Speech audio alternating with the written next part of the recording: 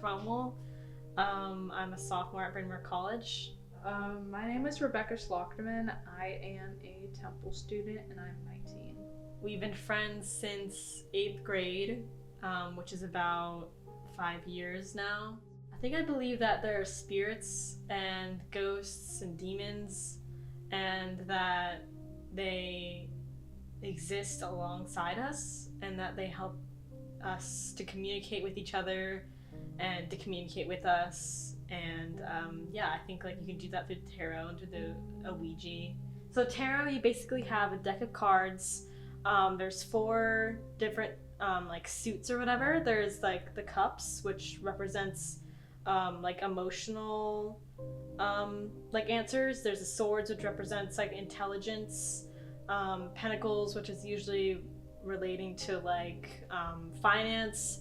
And there's the wands, which is like passion and stuff like that. Oh, and you also contact by shuffling the deck or spreading out the deck, picking cards that like feel like they have energy.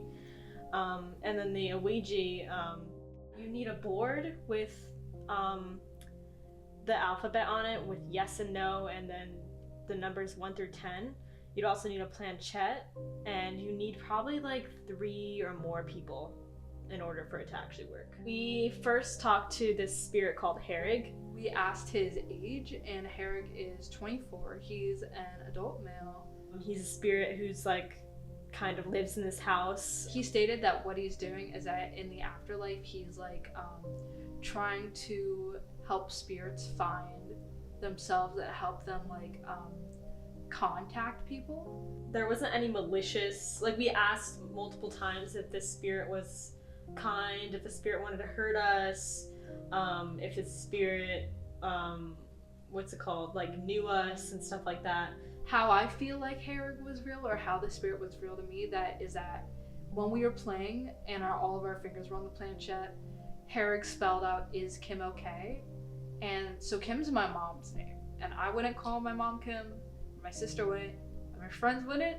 So I really feel like, that just feels like really supernatural and personal to me.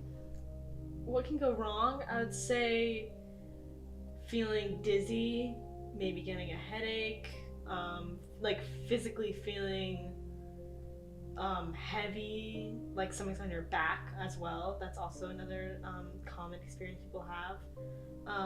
Also, an extreme possession. Throughout the game, you must keep your fingers on the planchette and you cannot lift your fingers, or else something will be invited into your home and something can go wrong. We started the game off, and one of us at the beginning accidentally asked, "Is this Herrig?"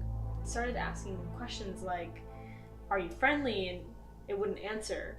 Or we'd ask, "Do you want to hurt us?" and it wouldn't answer, or it would say yes. It was so like confused that we felt like it was Herrig, and it was the spirit like interjecting, and they were like almost fighting to like keep control of the board. And then we started all to get this kind of feeling of like doom and like heaviness, and it said that it would show itself, and we all of course got spooked out. We were like, we don't want you to show yourself, but we looked around and we could see that the bathroom was just like a pitch black darkness, that we all kind of felt something was there watching us. Made this like sort of growling sound. It was like this low like rumbling to me. And that freaks us out because of course you don't want to hear a growl coming from the darkness of the bathroom. And we all of course keep our fingers on the planchette. We don't want to not say goodbye, but we want to ask Herrig or another spirit, what should we do? Is this actually a danger to us?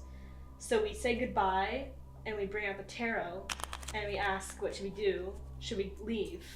And of course a card flies out from the deck, and it's the Chariot. And if you don't know what the Chariot is, it's basically movement, basically moving from one place to another, or like a change. And so we interpreted that as get out. And so we ran out of the house. When we were walking, Ailey, one of the girls dating Lily's sister, she just stood still, and I turned behind me. We were all still walking, and she just was just there, like frozen, and like looking straight. And I was like, "Oh my god, is she okay?" So I like walked over to her, and I was like, "Are you okay? Why are you not moving?" And she said like, "I think who we were talking to, that wasn't Herod. That was the Hat Man." We found out that it was a spirit called the Hat Man, a spirit that my sister and I saw all the time when we were younger, that would lurk around the house, and it was a tall, shadowy black figure with a hat.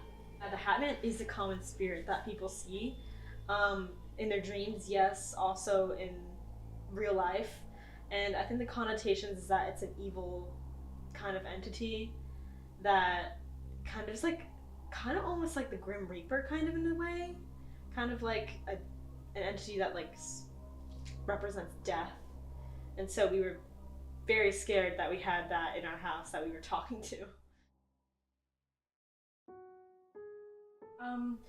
I think we contacted him through the Ouija board about 2 months ago. He ended up telling us that there was a murder in the house. Harry was being very quiet, slower than usual, and we were wondering why. And we asked him, and he said that the spirit didn't want him to talk about the murder or the other spirit. So we had to end because Harry wasn't really talking to us and was scared. Harry, do you have any messages for us? Harry, any messages?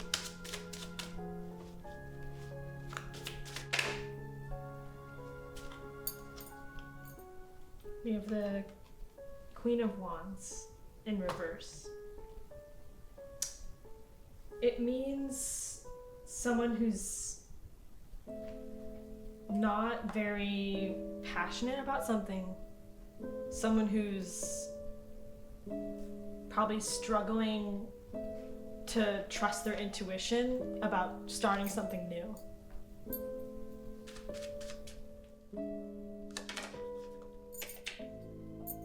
Oh, we got the Hanged Woman. What is the Hanged Woman? The Hanged Woman is basically,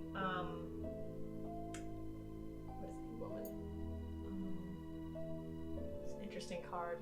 It's like starting something and seeing it through the end. Like to passionately like complete something. And then we got the Hanged Woman, which is basically completing something as a whole. These are basically like two cards that are saying the opposite thing. So I would say that this probably means confusion in regards to starting something. Someone is confused about whether they can start something and finish it.